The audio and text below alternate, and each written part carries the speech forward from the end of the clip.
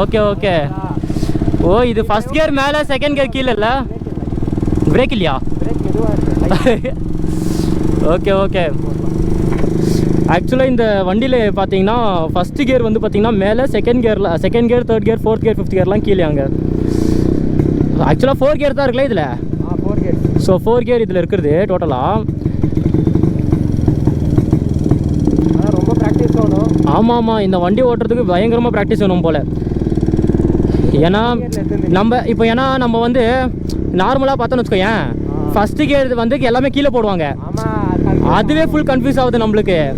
அதுக்கப்புறமா கியர் வந்து ரொம்ப ஆர்பிஎம் கம்மியாக இருந்தால் தான் விழுது, ஆர்பிஎம் ஜாஸ்தி இருந்தால் விழ மாட்டேங்குது. ஆமாம், கியரே விழ மாட்டேங்குது. அதுதான் வந்து பார்த்தீங்கன்னா பயங்கர பிரச்சனையாக இருக்குது.